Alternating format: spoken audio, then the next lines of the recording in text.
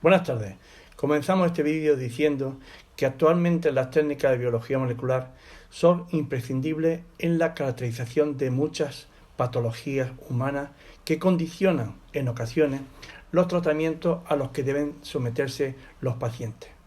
Del mismo modo, estas herramientas también contribuyen al esclarecimiento de las causas de muerte o de las lesiones que se producen en personas involucradas en trámites judiciales. Si partimos de la idea general de la ingeniería genética, que se define como un conjunto de técnicas y procedimientos destinados al aislamiento, caracterización, modificación, clonado y expresión de las moléculas de ácidos nucleicos, tanto de ADN como de ARN, podremos a continuación ofrecer una visión general de los procedimientos de clonación. En general, la clonación del ADN es una tecnología que engloba distintos métodos cuyo objetivo es la transferencia e integración de una molécula de ADN exógena al interior de una célula hospedadora. El éxito de este proceso reside fundamentalmente en el reconocimiento del ADN exógeno por los complejos sistemas celulares de la célula donde se integra. La clonación, junto con otras ramas de la biología molecular, han permitido numerosos avances en el conocimiento y la comprensión que se tiene de los distintos sistemas biológicos, investigación básica. Pero también, como otras disciplinas, han desarrollado multitud de aplicaciones prácticas en campos tan interesantes e importantes como el diagnóstico de enfermedades y la medicina general forense. En este vídeo vamos a aprender los siguientes apartados que aparecerán en este mapa conceptual. Fundamentos y componentes del proceso de clonación. Las propiedades y los tipos de vectores de clonación. Etapas en la clonación del ADN recombinante. Empezamos con el primero. Fundamento de los componentes del proceso de clonación. La clonación del ADN es una técnica que consiste en la transferencia e integración de una molécula de ADN exógeno o inserto al interior de una célula a través de su unión previa a un vector o molécula transportadora. Es imprescindible la conservación de la integridad del inserto para que tras los procesos posteriores de replicación y propagación celular se obtengan copias de este ADN en todas las células del cultivo. La consecuencia de este procedimiento es que el número de moléculas de ADN clonado aumenta progresivamente en cada replicación celular, amplificación. Y esto permite posteriormente recuperar del cultivo una cantidad de ADN superior a la inicial. Así pues, de la anterior definición se infieren tres componentes principales de la clonación. ADN exógeno, que es la molécula de ADN objeto de clonación de origen muy diverso, fracción de ADN genómico, de ADN complementario, de ADN obtenido por síntesis química, etc. Vector de clonación, que es la molécula de ADN de naturaleza variable, bacterias, procedente de virus, de lavadoras, etc., que se une al ADN exógeno y lo acompaña en su transferencia al interior celular. La unión del ADN exógeno con el ADN que constituye el vector de clonación recibe el nombre de ADN recombinante. La función del vector es facilitar su replicación y posterior propagación. La célula huésped, el tercer elemento que es de naturaleza eucariota o procariota, recibe el ADN recombinante para su mantenimiento, amplificación y expresión. Pone a disposición de este ADN sus sistemas genéticos y bioquímicos que permiten que tenga lugar el proceso de clonación previamente diseñado.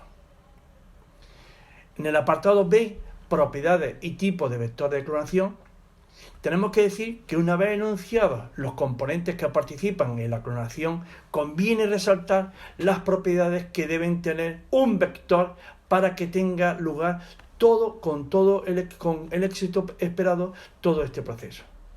Primero, una capacidad de replicación activa en las células huésped. Su tamaño ha de ser pequeño para insertar una cantidad mayor de ADN y manipularlo con facilidad. No debe modificarse ni modificar el ADN de la célula huésped tras su inserción. Debe presentar uno o mejor varios sitios únicos de restricción que permitan una ligación eficaz del ADN exógeno. Debe ser fácil de aislar en forma pura y ha de tener propiedades que permitan seleccionar de manera simple las células que lo hayan incorporado. A continuación, vamos a citar algunos de los vectores que más se utilizan actualmente.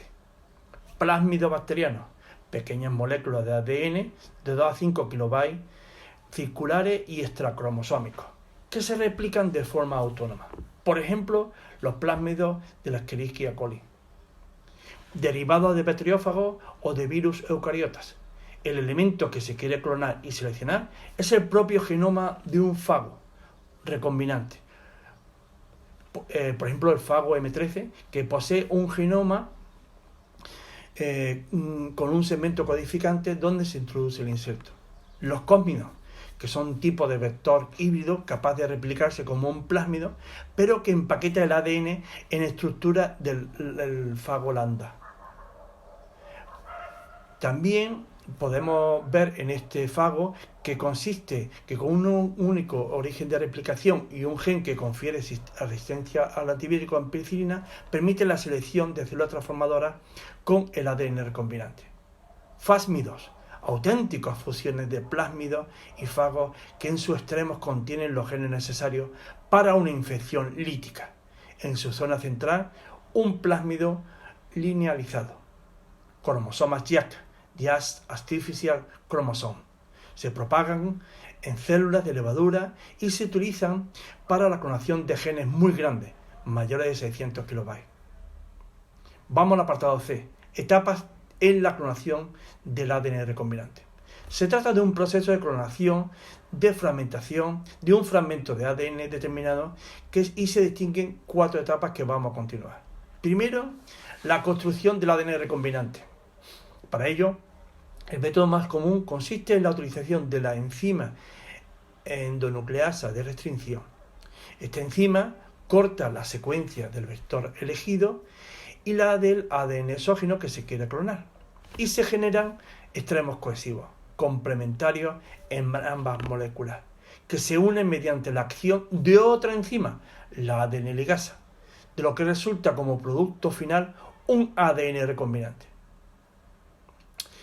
En el punto B hablaremos de la transferencia del ADN a la célula huésped. Se dispone de distintos métodos para transferir una molécula del ADN al interior de una célula bacteriana, transformación, o a una célula eucariota, transfección. Transformación por choque térmico. Las células huésped se tratan con iones metálicos, calcio, cobalto, que alteran su envoltorio, favoreciendo el paso del ADN a su interior tras la elevación de la temperatura. Infección por fago o virus. Contienen el ADN recombinante para que su mismo sistema de actuación facilite la transferencia del ADN al interior de la célula. Electroporación.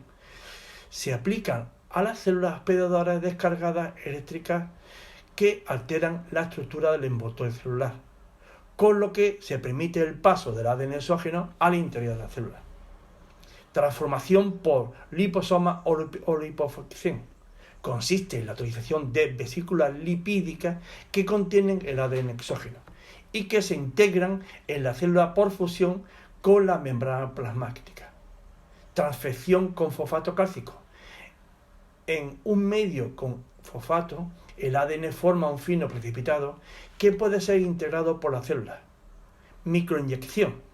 En este caso, el personal técnico del laboratorio cualificado introduce el ADN recombinante en el interior de la célula, para lo que se sirve de un sofisticado equipo de micromanipulación, microscopio, microjeringa y microaguja. Por último, C. Selección de la célula huésped.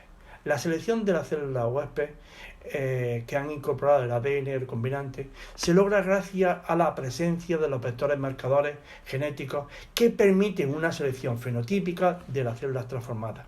Un ejemplo es la adición en el inserto de genes que otorgan resistencia a un antibiótico.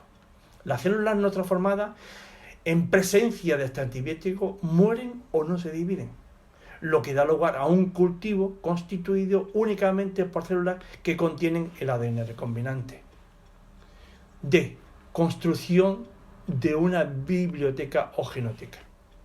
Para la construcción de una biblioteca o genoteca es necesario convertir distintos fragmentos del ADN en un conjunto representativo de ADN recombinante. Las regiones que se obtienen pueden almacenarse y utilizarse posteriormente de forma continua para la clonación de diferentes insertos. Existen dos tipos fundamentales de genotecas: la genoteca genómica y genoteca de expresión.